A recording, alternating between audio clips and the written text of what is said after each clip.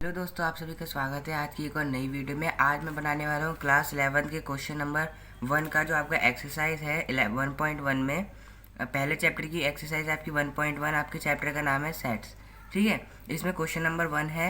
इसमें पूछा है which of the following are sets, यानी कि इसके अंदर हमें बताने की सेट्स क्या है। फिर बोल रहा है जस्टिफाई योर आंसर, यानी कि आपका जो आंसर आएगा उसको जो है जस्टिफाई भी आपको करना पड़ेगा। तो सबसे पहले जानते हैं सेट्स होता क्या है। तो सेट्स को समझने के लिए मैं आपको कुछ एग्जांपल्स देता हूँ। जैसे कि मैं आपसे बोलता हूँ कि इंग्लिश के अंदर जितने भी रुको मैं आपको इधर समझाता हूँ। देखो, जैसे कि मैं आपसे बोलूँ कि इंग्लिश भाषा के अंदर, जैसे इंग्लिश भाषा रहती है हमारी, तो उसके अंदर जितने भी वॉवल्स हैं उनका एक सेट बना। तो वॉवल्स तो आपको पता है क्या क्या होते हैं, ए, ई, आई, ओ और ये यू। ठीक है, इस तरह से हमारे वॉवल्स रहते हैं। तो इसका क्या बन जाएगा, इस तरह से एक यहाँ सेट बन जाएगा। ठीक है, तो इसी को हम लोग सेट बोलते हैं। अगर मैं आपसे बोलूँगा कि ये बनाओ तो आप भी यही बनाओगे, मैं बनाऊँगा तो मैं भी यही बनाऊँगा। अगर आप किसी और को उठा कर लाते हो, उससे बोलते हो कि इंग्लिश के अंदर वॉवल्स का एक सेट बनाओ, तो वो भी इन्हीं का ही एक सेट बनाएगा। यानी कि ये जो सेट है एक वेल डिफाइंड सेट है। क्या है? एक वेल डिफाइंड सेट है ये। ठीक है, यानी कि किसी से भी बोलो वो इसी को ही बनाएगा, क्योंकि ये वेल डिफाइंड है। ठीक है, इसी तरह से एक और एग्जांपल देता हूँ। मान लो कि मैं बोल रहा हूँ कि जैसे कि हमारे साल में आने वाले कोई भी 6 महीनों के नाम बता दो, तो क्या ये वेल डिफाइंड सेट रहेगा? नहीं, क्योंकि देखो मैं बोलूँगा जनवरी, ठीक है, ऐसे कोई बोल सकता है फरवरी, और मतलब जैसे मैं बोलूँगा जनवरी, फरवरी और मार्च, ऐसे करके मैं जाऊँगा ऐसे मतलब कि जुलाई तक। ठीक है, हो सकता है कि वो इन 6 महीनों को ना बोले, किसी दूसरे 6 महीनों को बोल दे। हाँ, एक आध मैच कर सकता है, पर सारे मैच नहीं करेंगे ना, तो ये क्या रहेगा, हमारा वेल डिफाइंड सेट नहीं रहेगा।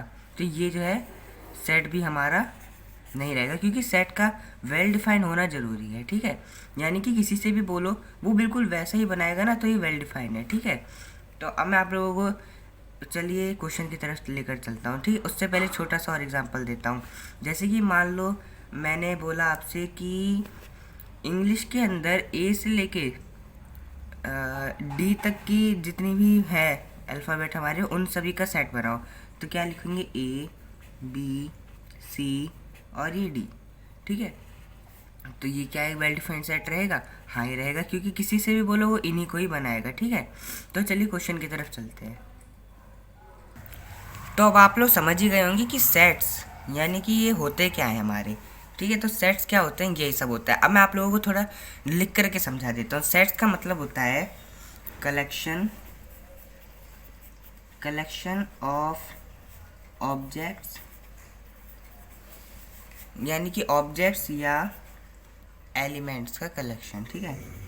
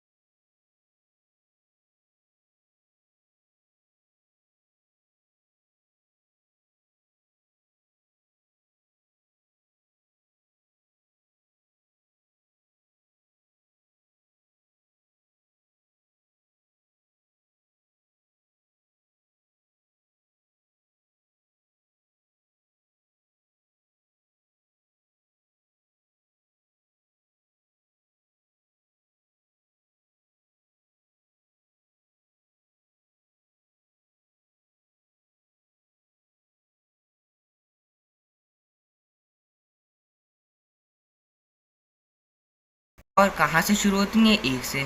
तो एक से लेके 99 तक की सारी संख्या रहेंगी। अगर आप करोगे तो भी आपका यही आंसर आएगा, मैं करूँगा तो भी यही आएगा, आप अपने दोस्त से बोलोगे तो उसका भी यही आएगा। तो ये क्या बन जाएगा? हमारे पास एक सेट बन जाएगा, ठीक है। तो ये क्या रहेगा? हमारे पास एक वेल डिफाइंड सेट हो जाएगा। तो इस तरह से हम यहाँ पर जो है टिक लगा सकते हैं, ठीक है, समझ गए। अब यहाँ पर देखो, a collection of novels written by the Munshi Premchand, यानी कि मुंशी प्रेमचंद जी जो थे उनके द्वारा लिखे गए उनके जो नोवेल्स हैं उनका एक सेट हो। अब ये वाला जो सेट है उनके नोवेल्स के बारे में है, ठीक है, जो कि मुंशी प्रेमचंद जी ने लिखे हैं। तो इसका आंसर और मेरा आंसर मतलब सबका आंसर सेम ही रहेगा ना, ऐसा थोड़ी कि अलग अलग हो जाएगा।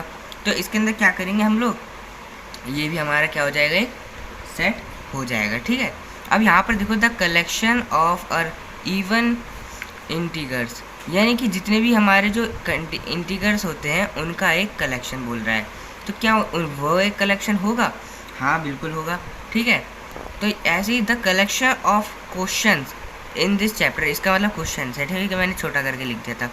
तो इस चैप्टर के अंदर, यानी कि जो आपका चैप्टर है ये सेट्स नाम का, इसका जो पूरा चैप्टर रहेगा इसके अंदर के सारे क्वेश्चंस का, ठीक है। तो हाँ ये भी सेट रहेगा। पूछो क्यों रहेगा? क्योंकि मान लो कि आपके जो चैप्टर है इसके अंदर खाली वही क्वेश्चन रखोगे ना जो कि चैप्टर के अंदर है, क्योंकि ये जो बोला गया है हमें इसके अंदर खाली इस चैप्टर के अंदर के लिखना है। ऐसा थोड़ी कि आगे पीछे के चैप्टर के लिख दोगे, तो खाली इसी चैप्टर के अंदर का आपको लिखना है, ठीक है। तो ये क्या रहेगा हमारा, इस वजह से सेट हो जाएगा, क्योंकि आप लिखोगे तो भी आप इसी चैप्टर के लिखोगे, कोई और लिखेगा वो भी इसी चैप्टर के लिखेगा, और किसी आपने टीचर से लिखवाओगे वो भी इसी जिस चैप्टर का के सारे क्वेश्चंस को लिखेगा, ठीक है। तो यहाँ पर मैं इसे भी टिक कर दे रहा हूँ। अ collection of most dangerous animal of the world, यानी कि दुनिया के सबसे ज़्यादा खतरनाक जानवरों का कलेक्शन, यानी कि इसमें बोल रहा है कि दुनिया में सबसे ज़्यादा खतरनाक जानवर कौन है, उनका एक कलेक्शन दिखाना है आपको। तो अब दुनिया में देखो, वैसे तो बहुत सारे जानवर ऐसे हैं जिनका कलेक्शन अगर हम करेंगे तो बहुत ज़्यादा खतरनाक है, ठीक है, क्या है, खतरनाक है। तो जैसे, लेकिन फिर भी हर किसी के लिए हर जानवर खतरनाक नहीं होता है। मतलब कि जैसे कि अब मैं बोलूँ मेरे लिए खतरनाक जानवर मान लो शेर हो सकता है, चीता हो सकता है, लेकिन आपके लिए कोई खतरनाक जानवर हो सकता है एनाकोंडा हो सकता है, और कोई सांप हो सकता है, और भी मतलब बहुत जानवर हो सकता है। हर किसी के लिए सबसे खतरनाक जानवर अलग अलग हो सकते हैं। और साथ में एक चीज़ ये भी है कि अगर आप किसी और से भी बोलते हो तो वो उसका भी मतलब कि अलग ही आंसर यहाँ पर होने वाला है। तो इस तरह से ये जो है कोई सेट नहीं रहेगा, ठीक है। तो अब ये सब ऐसा क्यों हो रहा है, चलो मैं आपको ना इसको समझा भी देता हूँ, ठीक है। चलिए अगले पेज पर चलते हैं।